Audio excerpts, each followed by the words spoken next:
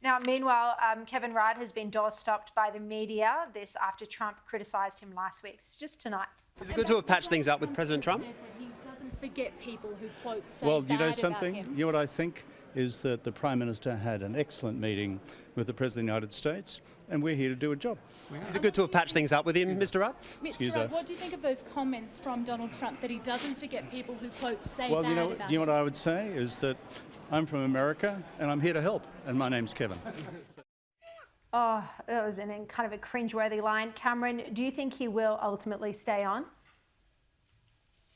Look, I think so. I think there's probably another year left in Rudd. I mean, Stephen Smith's the one who's probably going to come home by Christmas and be replaced in London. So I think Rudd stays for another year. But I think the funniest thing in the White House last week was not even being recognised across the table by President Trump. That was the real insult to Rudd. Yeah, what do you think, James? Oh, I think that it was funny because when Donald Trump was first made aware of those comments, when he was interviewed by Nigel Farage on our affiliate in the UK. What do you mean? Sorry, Trump. Yeah, Trump was interviewed and sort of immediately you could say, OK, he's going to hold a grudge here. And then it was clear he'd forgotten about it until that meeting in the White House where he said to Rudd, "You said bad." And Rudd had to sort of make up an excuse. And look, to be honest, I still think, and I agree, I think Rudd can still contribute, and I think he does deserve a small bit of credit for what was done in this meeting the other week. However, one-on-one with Donald Trump, it's the kind of thing that he won't forget. And ultimately, Kevin Rudd should not have said what he said, assuming that Trump would never get back in at a time that he probably thought the president was going to jail rather than back to the White House.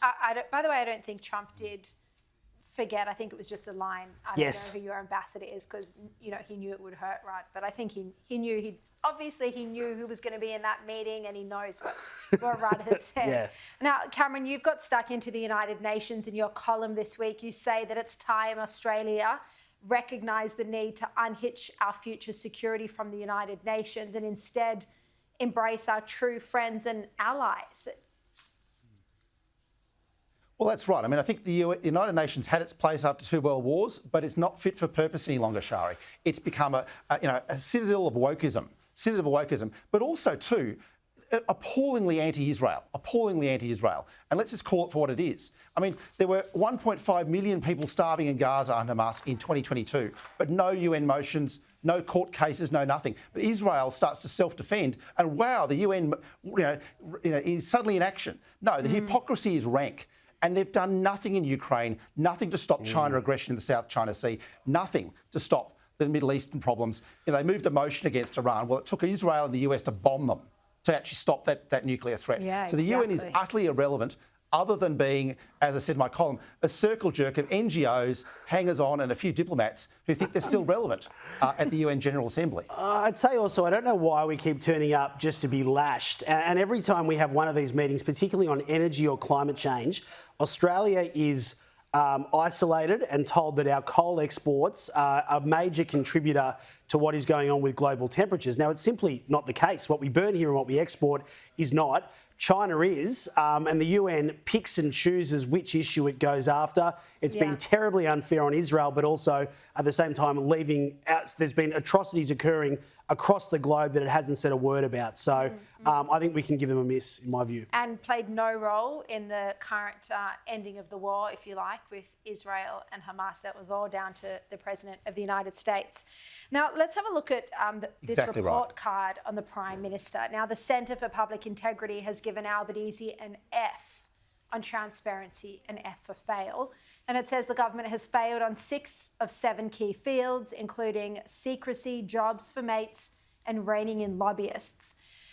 Now, Cameron, you get to see how the government operates up close. Would you agree with this assessment that it's a fail? Oh, look, I think it is. And let me speak on the issue of lobbyists. I mean, there are people who are campaigning for Albanese who are lobbyists. There are people who are doing selfies and paying for cash for access as lobbyists with Albanese. I mean, it's a rotten show.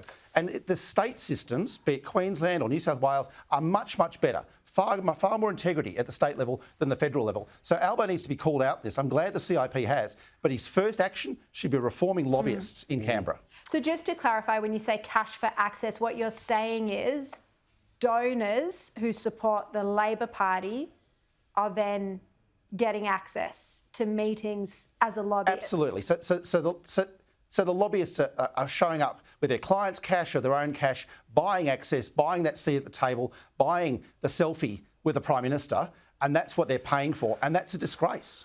And Sharri, when there's so much government money on offer now and governments are spending like never before, and you look at net zero and all those things, it's amazing that for all his faults, David Pocock is the one that is speaking the most about this and the fact we need transparency on lobbyists. We need to know who is... Some of these people have 24-hour access, as I understand, and can sort of walk around the corridors as they wish. And the idea of a lot of money at stake is the kind of thing that we need some transparency on. Albanese promised to do something about this. I might add that this report card is done by a group that boasts former judges and corruption busters on its board. So it's a very reputable organisation. Also, Labor's not doing any hard interviews anymore. They're deliberately just putting everything through social media. They think they can win elections that way, and probably fair enough. But they've stopped doing hard talkback radio chats. They certainly wouldn't come on. Is that the case? Well, they're not doing as many as they used to by far. I mean, you might be lucky to get a shadow or a fringe minister on, but I mean, Chris Bowen isn't fronting up to 2GB or 3AW every day and answering hard questions. They certainly wouldn't come on your show and answer, and I'm sure you've asked.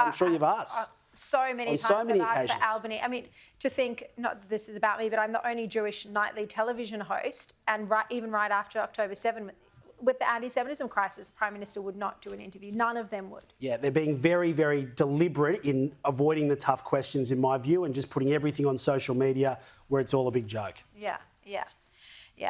Not much transparency at all, that's for sure. All right, Cameron Milner, James Illis, great to see you both.